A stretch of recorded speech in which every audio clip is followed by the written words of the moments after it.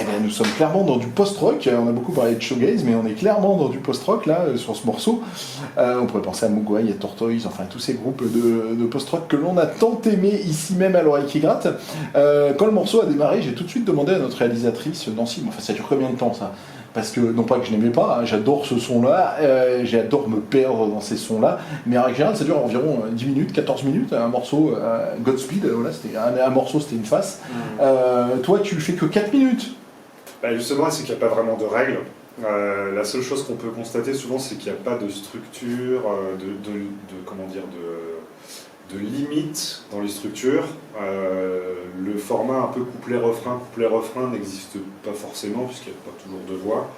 Et du coup, c'est assez progressif et ça peut effectivement durer jusqu'à 20-25 minutes. Mais c'est pas forcément quelque chose de proprement post-rock, parce que si on regarde, Pink Floyd faisait ça aussi. Il y a un morceau que vous connaissez certainement, qui s'appelle Echoes, qui fait 25 minutes. C'est un élément de rock progressif, en fait, où finalement on fait progresser les choses un peu comme on veut. Et c'est quelque chose d'assez plaisant aussi, quand on compose, de ne pas se mettre de limites. Tout à fait. Et puis quand on écoute aussi, parce qu'on peut justement être surpris, c'est comme tu le dis, c'est pas linéaire, c'est pas couplet-refrain, on sait pas où ça va aller, et ça fait un bien fou, c'est monté. Et vraiment, c'est typiquement le style de musique que j'aime, donc ravi de t'avoir ici même sur l'oreille qui gratte.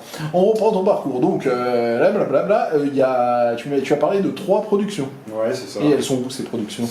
Elles sont un peu partout sur les plateformes de streaming, il y a des CD aussi. Il y a eu à peu près 2 ans entre chaque production, c'est complètement autoproduit pour l'instant. Voilà, et puis j'espère réaliser un album avec les gens qui m'entourent aujourd'hui. Donc ça y est, donc on disait, tu te fais entourer quand? Parce que jusqu'à présent, tu es seul dans ce que tu me dis. À quel moment les petits copains arrivent pour ajouter des nappes? C'est assez récent, quelques mois. Ouais. Et pourquoi ce besoin alors? C'est pour pouvoir porter sur scène des morceaux que je ne pourrais pas porter tout seul. C'est-à-dire que c'est bien d'avoir un bassiste, un batteur qui frappe fort. C'est pour éviter aussi d'abuser du sampling, qui n'apporte pas forcément la même chose. Et c'est aussi pour retrouver une vie de groupe. J'ai longtemps joué dans des groupes aussi. Et voilà. Mais où tu les trouves? Parce que, à part toi et moi, personne n'écoute, Alex, le chanteur de The Deneuve, mais personne n'écoute du shoegaze ou du post-rock ici. C'est vrai que c'est pas quelque chose de courant, et c'est difficile de trouver des musiciens qui évoluent dans cette veine-là et qui ont cette culture-là. Je me suis aussi souvent heurté à un problème culturel avec beaucoup de musiciens avec qui j'ai joué ici, notamment les batteurs, parce qu'au départ, je voulais simplement porter les morceaux à 2 avec un batteur. J'en ai essayé une dizaine. Et outre certains problèmes techniques, difficulté à jouer sur des mesures asymétriques par exemple, il y avait aussi un problème culturel, c'est qu'on n'arrivait pas forcément à se comprendre, et on me demandait pourquoi tu fais pas de chant, c'est bien sûr, c'est quoi ces conneries, tu vois.